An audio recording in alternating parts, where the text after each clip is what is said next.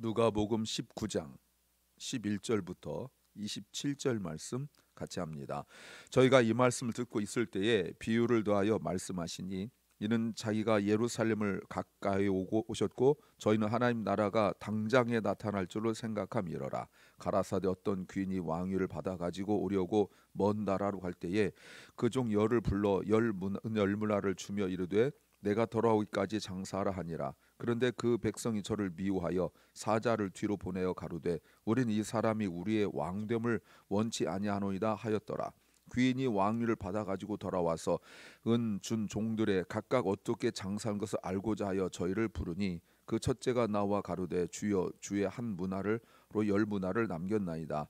주인이 이르되 잘하였도다 착한 종이여 내가 지극히 작은 것에 충성하였으니 10고을 권세를 차지하라고. 그 둘째가 와서 가로되 주여 주의 한 문화로 5문화를 만들었나이다. 주인이 그에게도 이르되 너도 5고을을 차지하라 하고 또 한 사람이 와서 가로되 주여 보소서 주의 한 문화가 여기 있나이다. 내가 수건으로 싸두었었나이다. 이는 당신이 엄한 사람인 것을 내가 무서함이라.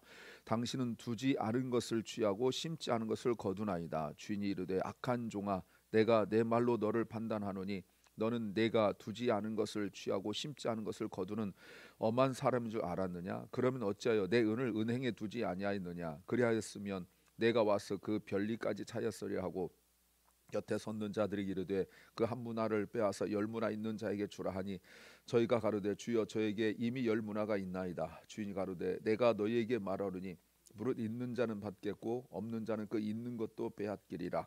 그리고 나의 왕됨을 원치 아니하던 저 원수들을 이리로 끌어다가 내 앞에서 죽이라 하였느니라. 아멘. 오늘 본문까지 9장 51절에서 시작한 그 내용이 이제 여기까지 맞춰지는 내용입니다. 그래서 예수님께서 가버나움을 떠나셔서 갈릴리를 떠나셔가지고 유대와 사마리아 지역을 지냈던 이 가장 긴 내용이죠. 약 6개월의 내용이 이제 거의 마무리되어지는 내용이에요. 그리고 내일부터 새로운 단락이 시작되어서 이제는 십자가 고난받고 죽으시고 부활하시는 그 내용의 이제 마지막 단락만 남았는데 오늘 본문이 오늘 19장 11절부터 27절이 앞의 내용을 9장 51절부터 시작한 앞의 내용을 마무리하는 마지막이기도 하지만 내일 본문부터 시작되는 것의 처음 도입 부분이기도 해요. 그래서 브릿지 역할, 다리 역할을 한다라고 생각합니다. 그러니까 앞에 있는 내용들을 결론 짓는 내용이면서 또 뒷 내용을 왜 주님께서 그 다음에 어떤 일이 벌어질 것인가에 대하여 무엇에 초점을 두는가에 관하여 나와 있는 내용입니다. 열문화 비유로 알 수 있죠. 마태복음 25장에 나와 있는 달란트 비유와 아주 비슷하지만 또 다르기도 합니다. 오늘 설교 제목은 내 생각을 버리지 않으면 기준을 왜곡한다. 내 생각을 버리지 않으면 기준을 왜곡한다는 제목입니다. If we don't let go of our own thoughts, we distort the standard. 누구나 다 자기 생각이 있습니다. 아주 어린 아이도요, 다 생각이 있어요. 그런데 그 생각을 어떻게 표현하느냐가 매우 중요한데 자기 생각을 자기 중심의 생각, 더 정확히 말하면 self-centered thoughts, 자기 중심의 생각을 버리지 않으면 기준이 흔들려요. 기준이 흔들린다는 것은 그때 상황에 따라 기준이 변한다는 뜻입니다. 그때 그 기준이 변할 때 그 기준이 누굴까요? 자기 자신이에요. 나에게 유익이 되느냐, 나에게 손해가 되느냐가 가장 중요한 기준이에요. 그럼 어떻게 될까요? 무서운 것이 진리가 왜곡되어져, distort, 꼬여버려요. 진리 앞에서 우리는 아무것도 아니어야 되는데 놀랍게도 진리를 왜곡시키면서 내가 옳다라고 생각하는 거예요. 왜 그럴까요? 첫째는 내가 옳다고 생각하기 때문이다 는 겁니다. Because I believe I'm right. 오늘 본문에 대한 배경이 왜냐하면 예루살렘의 11절 가까이 오셨기 때문이다. 두 가지를 말씀하세요. 예루살렘에 가까이 오셨기 때문이다. 우리는 오늘 이 말씀이 무엇을 의미하는지 알지요. 이 말씀을 알죠. 고난 받으시고 십자가에서 죽으시고를 알아요. 그런데 우리의 생각과 달리 다르게 생각한 사람들이 11절에 있었어요. 저희는 하나님의 나라가 그다음 보세요. at once 당장에 나타날 줄로 생각했다. 하나님의 나라가 당장에 나타날 걸로. 그렇다면 저 사람들이 생각하는 하나님의 나라와 예수님이 생각하는 하나님의 나라는 달랐다는 뜻입니다. 여러분, 언제 이 사람들이 이런 생각을 했을까요? 언제요? 11절 잘 보세요. 저희가 말씀을 들을 때. 놀랍지 않습니까? 말씀을 듣고 있는데 머릿속에 딴 생각하고 있는데요, 한두 사람이 아니라 모두 다 딴 생각하고 있다는 거예요. 하나님 말씀을 들으면서 그 말씀에 나를 맞추고 그 말씀에 내가 순종하고 그 말씀의 기준에 내가 나아가야 되는데, 말씀을 듣고 진리인 말씀을 듣고 내가 내 생각하고 있다는 거예요. 놀랍지 않습니까? 자기 생각을 말씀을 들으면서 어떻게 하고 있다고요? 합리화시키고 정당화시키고 있다는 거예요. 그래서 만약에 예를 든다면 예전에 우리 앞세대 목사님들이 이미 말씀하신 거를 가지고 제가 인용한다면, 마치 룻기를 들으면서 며느리는 시어머니를 생각하면서 우리 시어머니가 설교 드려야 되는데 뭐 그랬대잖아요.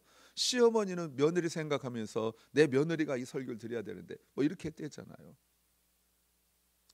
그런데 그것이 룻기에만 해당되는 게 아니라는 거예요. 말씀을 들으면서 자기 생각을 점점 구체화시키고 합리화시키는 거예요. 그래서 믿는 부부가, 크리스찬인 두 부부가, 신앙생활 열심히 하는 부부가 종종 하는 말 중에 당신 목사님이 뭐라고 설교하셨어? 라고 그 사람한테 적용하죠. 그렇죠? 당신 목사님 지난번 설교할 때 이 말씀 하셨잖아. 다 그거예요. 말씀을 왜 다른 사람한테 적용합니까? 나한테 적용해야 되잖아요. 그럼 도대체 어떤 말씀이에요? 10절 말씀에 인자가 온 것은 잃어버린 자를 찾아 구원하려 함이라. 우린 이거 말씀 알죠? 인자가 온 것은 잃어버린 자를 찾아 구원하려 함이라. 잃어버린 자가 누구예요? 삭개오 같은 사람이잖아요. 15장에 잃은 양 같은 사람, 잃은 드라크마 같은 사람, 그리고 잃은 아들 같은 사람을 찾는 것이 주님의 역사잖아요. 근데 이때 찾아란 말이 그저 15장에서는 찾는 거였지만, 그러나 우리는 예루살렘 가까이 오면서 예수님께서 십자가에 죽으심, 어제 보셨죠? 주님께서 십자가 죽으실 때가 됐다, 바로 그런 내용이었잖아요. 그런데 저들의 마음속에 말씀을 전체적으로 보지 않아요. 잃어버린 자를 찾아 구원하려 함이라, 이 말씀을 생각하지 않고 그저 한 부분만 인자에 온 것은. 이때 온다라고 말할 때 그들은 어떤 사람을 생각했냐면 모사를 생각해요. 모세. 인자가 온 것은 하나님의 뜻과 전혀 상관없이 자기 생각이 옳다라고 할 때 진리도 바꿔버려요. 두 번째는 핑계 때문이다는 겁니다. Because of excuses. 그때 주님께서 그들에게 하나의 비유를 말씀하세요. 근데 이제 비유를 잘 보셔야 돼요. 이 비유가 아까 말씀드린 것처럼 앞의 내용과 뒷 내용을 이어주는 다리, 브릿지 같은 역할을 하기 때문에 그래요. 12절에 어떤 귀족이 왕위를 받아 가지고 오려고 먼 나라로 갈 때, 이거는 역사적으로 학자들이 누구일 것이다 라고 추측하지만 주님께서 말씀하지 않으셨으니까 저도 이제 말하지 않는 거죠. 근데 이제 분봉왕, 헤롯도 분봉왕이고 이랬잖아요. 분봉왕들이 로마 황제에게 왕이 되기 위하여 허락을 받으러 가는, 엄청나게 뇌물을 가지고 허락을 받으러 가는 그 얘기예요. 그러면서 자기가 비는 동안에 나라를 다스려야 되니까 밑에 있는 귀족들에 불러서 너희가 잘 다스려라 라고 직무를 맡기는 그런 내용이에요. 마치 한국의 조선시대의 명나라에 가서 왕으로서의 그 임명을 받아야 되는 그런 속국의 나라였던 것이죠. 예. 그러니까 이게 굉장히 큰 뉴스겠죠. 당시로서는 큰 뉴스예요. 이때 정말 중요한 단어가 뭡니까? 12절에 왕위를 받아가지고 오려고. 요거 지금 가는 것이 거기서 영원히 살려는 것이 아니라 갔다가 돌아오는 것. 요게 굉장히 중요한 거예요. 두 번째가 먼 나라라는 것. 예, 먼 나라. 가깝지 않은 나라예요. 먼 나라. 그래서 종에게 주님께서 달란트 비유와 달리 각각 10명에게 주었어요. 각각 종 10을 불러서 은 10문화를 줬다라고 말하고 있습니다. 그러니까 한 문화씩 준 거죠. 공평하게 한 문화씩 줬어요. 한 문화는 약 100드라크마 정도 돼요. 그래서 드라크마가 옛날에는, 여러분 옛날에는 한 드라크마가 뭐였냐면 노동자 하루 일당이다 이렇게 했었잖아요. 근데 이제는 그렇게 말하지 않아요. 정확한 돈의 그 가치를 모르기 때문에 그래요. 예를 들어서 우리 조선시대 상평통보가 돈의 가치를 알겠습니까? 그때 당시에 예를 들어서 뭐 정확한 건 아닙니다. 이 정도의 가치가 있다라고 말할 때 그 물가의 가치가 오늘날과 같을 수 있냔 말이에요. 예를 들어 그때 뭐 호떡 하나 사 먹었다. 그럼 그 호떡 하나가 오늘날 호떡 하나와 같냐 이 말입니다. 다르거든. 그러니까 정확하게 얼마인지 몰라요. 그런데 각각 누구에게나 맡겼다라고 말합니다. 이건 사실은 엄청난 금액은 아니에요. 만약에 한 드라크마가 그 하루에 일당이라면 약 3달 월급 정도밖에 되지 않아요. 그런데 그 정도면 충분하다라고 생각하고 있는 거죠. 공평하게. 근데 13절 보세요. 주면서 돌아오기까지 뭐 하라고요? 장사하라. 달란트 비유에서는 장사하라 이런 얘기는 없습니다. 근데 여기 장사하라. 아주 노골적으로 드러내고 있어요. 그 장사란 의미가 뭡니까? 16절에 남겼다. 이익을 남기는 거죠. 이익을 남기는 거예요. 잘 활용하는 거예요. 그런데 대부분의 사람들은 다 이해를 했습니다. 무슨 뜻인지 알았어요. 다만 능력의 차이, 상황의 차이 따라서 10개를 더 남긴 사람이 있었고 10문화를 가져왔죠. 그리고 18절 말씀 보면 5문화를 남긴 사람이 분명히 있었습니다. 달란트 비유와 좀 달라요. 대부분의 사람들은 이 말씀을 이해했어요. 이 돈으로 장사를 했고 이익을 남겼어요. 이 사람들이 누굽니까? 반드시 주인이 돌아올 걸 알았던 사람, 그리고 돌아오면 반드시 어카운트, 평가할 걸 알았던 사람들, 그리고 어떤 사람들이에요? 자기 할 일을 아는 사람들. 이 세 가지가 여러분 중요한 거예요. 하나는 반드시 돌아올 것, 귀환이라고 볼 수 있죠. 두 번째 평가가 있을 것, 평가. 세 번째 자기 할 일, 임무. 이게 세 가지 단어를 아셔야 되죠. 그걸 알았어요. 그래서 모두 열심히 했어요.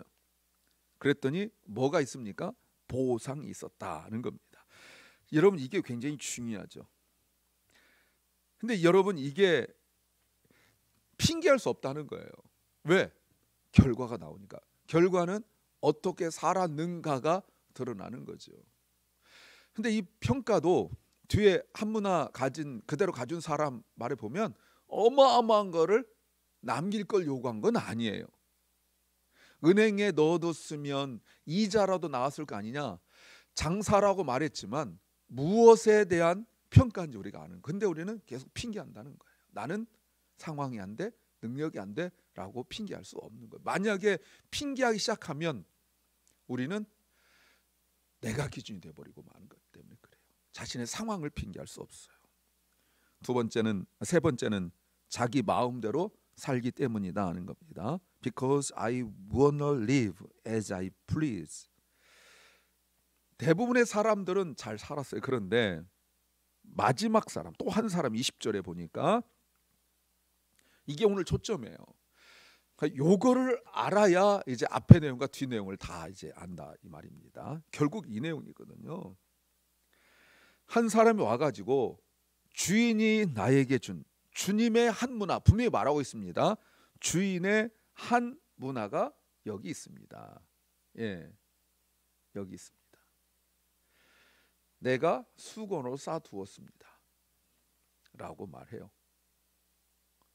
그러면서 이유를 말합니다. 21절, 이게 핵심이에요. 당신은 엄한 사람인 것을, 무서운 사람인 것을 내가 압니다. 내가 당신을 두려워합니다. 당신은 두지 않은 것을 취하고 심지 않은 것을 거둡니다. 여러분 보세요. 여러분, 아무것도 하지 않은 사람, 쌓아둬서 아무것도 하지 않았다는 뜻이 뭐라고요? 자기 마음대로 했다는 뜻이에요. 주인의 뜻과 다르게 자기 마음대로 했다는 뜻이에요. 자기 마음대로 한 게 뭐죠? 자기가 결론을 내리고 그리고 쌓아두은 것이 자기 마음대로 한 거예요. 주인은 분명히 뭐라고 말했습니까? 장사하라라고 구체적으로 말씀하셨거든요. 그런데 주인의 뜻을 따르지 않았어요. 왜 그렇습니까? 21절이죠. 21절에 이 뜻이 뭐냐면, 내가 아무리 열심히 일해도 결국 주인이 다 가져갈 것이라는 생각. 내가 열심히 일하면 뭐해? 보상받지 못할 텐데. 내가 죽도록 일해봤자 누구만 좋은 일 시켜요? 주인만 좋은 일 시키는 거예요. 그래서 안 했다는 거예요. 어디서 많이 듣던 소리죠? 예전에 직장 다닐 때 직원들끼리 수근수근 될 때 죽으라고 일하면 뭐해? 사장만 좋은 일 시키지 라고 말한 사람 실제로 있었어요. 근데 여러분, 그보다 더 무서운 생각이 있어요. 내가 만약에 주인 말대로 하다가 13절 장사하다가, 자, 장사가 늘 잘 됩니까? 사업이 늘 잘 됩니까? 손해날 수 있잖아요. 어려움 겪을 수 있잖아요. 그러면 주인은 어떤 사람이라고요? 엄한 사람, 아주 완고한 사람이에요. 그래서 뭐라고요? 손해 네가 보상해, 이렇게 할 사람이라는 거예요. 원금도 안 가져서 너 손해봤어? 그럼 네가 보상해. 왜? 내 돈을 네가 마음대로 썼으니까, 잘못 썼으니까 라고 할 사람이라고 생각했다는 거예요. 그래서 안 했대요. 능력이 없어서도 아닙니다. 할 줄 몰라서도 아니에요. 할 일이 없어서도 아닙니다. 무엇을 할지 몰라서도 아니에요. 어쩌면 누구보다도 잘할 수 있고 능력도 있을 수 있는 사람이, 그런데 무엇이 잘못된 겁니까?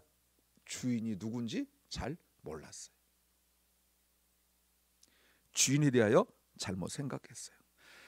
결국 결론이 무엇입니까? 22절, 주인이 말할 때 약한 종아, 뭐라고요? 내 말대로 판단한다. 네가 나를 그런 사람 알았느냐? 그럼 내 거 내놔. 앞에 10문화 남기고 5문화 남긴 사람들한테는 가져라, 내놔, 빼앗아 가지 않고 맡겼죠. 더 큰 것 줬잖아요. 10개의 지역을 다스릴 수 있는, 5개의 지역을 다스릴 수 있는 권한을 주었어요. 지위를 줬어요.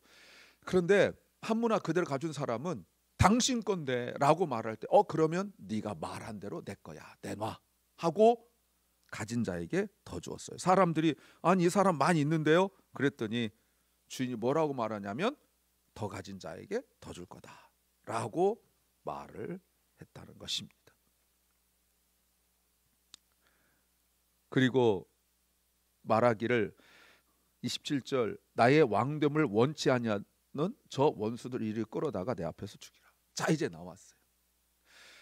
그러면 아까 제가 말씀드렸죠. 한 문화 그대로 가진 사람은 주인에 대해 잘 몰랐다라고 말했는데, 주인은 돌아와서 알았어요. 이 사람은 어떤 사람들이에요? 이 사람이 와서 자기를 다스리기를 원하지 않는 사람이에요. 그래서 이미 14절에 그 백성이 저를 미워하여 사자를 뒤로 보내어 가로되 우리는 이 사람이 우리의 왕됨을 원치 않습니다 라고 말을 오늘날 말하면 이때로 말하면 로마 황제겠지만 그 왕을 임명하는 사람에게 또 다른 사람을 보냈다는 뜻이에요. 적극적으로. 그러니 주인이 맡긴 일을 할 수 있어요, 없어요? 없죠. 그러니까 이 사람은 분명히 주인의 종인데 하는 일이 주인에게 해를 끼치는 사람이에요. 근데 결국은 심판당하는 게 온다는 뜻이에요. 자, 그렇다면 아까 제가 말씀드릴 때 오늘 말씀이 앞에 내용의 결론이면서 뒷내용의 도입 부분이라고 말씀드렸잖아요. 자, 예수님께서 예루살렘에 올라가셨을 때에 그들이 생각에 예수님이 이 땅에 모세처럼 통치하고 로마의 압제를 다시 회복할 거라고 생각한 것까지 잘못 생각이었죠. 주님께서 말씀하신 건 뭐예요? 아버지 하나님께 가서 돌아오시는 걸 이야기해요. 근데 이 땅의 사람들이 예수님이 오는 거를 싫어했다는 거예요. 누가 하나님 믿는 사람들이. 그리고 뭐 했어요? 자기 일만 한 거예요. 안 살았다는 게 아니에요. 열심히 살았는데 주인이 나에게 원하는 것은 하지 않고 하나님 나라를 준비하지 않고 자기 나라를 세우고 살았다는 뜻이에요. 여기에 대한 심판이 있는 거죠. 여러분, 내가 기준이 되어지니까 주님 하실 일을 가로막고 말아요. 사랑하는 여러분, 진리의 나를 맞추십시오. 그러면 내가 할 일을 정확하게 할 것입니다. 주님 오심을 기다릴 것입니다. 기도합니다. 주님 오심을 기다리며 주님 우리에게 맡기신 일을 감당하게 하옵소서. 주님, 사랑 결란과 우리 사랑하는 자녀들이 주님께서 맡기신 일을 감당케 하옵소서. 또한 우리 사랑하는 박원식 집사님, 또 전 자스민 집사님, 주님께서 회복하여 더 하나님께 영광 돌리고 또 잘 섬길 수 있도록 은혜 베풀어 주실 줄로 믿습니다. 오늘 하루를 우리에게 주신 주님, 주일을 준비하면서 오늘 하루가 주님께서 우리에게 주신 귀한 시간의 한 문화인 것을 깨닫고 헛되이 나 자신만 위하여 사용하지 않고 주님을 위하여, 이웃을 위하여 사용되어지는 시간들 문화가 되게 하여 주옵소서. 예수님 이름으로 기도하옵나이다. 아멘. 하늘에 계신 우리 아버지여, 이름이 거룩히 여김을 받으시오며 나라 임하옵시며 뜻이 하늘에서 이룬 것 같이 땅에서도 이루어지이다. 오늘날 우리에게 일용할 양식을 주옵시고 우리가 우리에게 죄 지은 자를 사하여 준 것 같이 우리 죄를 사하여 주옵시고 우리를 시험에 들게 하지 마옵시고 다만 악에서 구하옵소서. 대개 나라와 권세와 영광이 아버지께 영원히 싸움나이다. 아멘.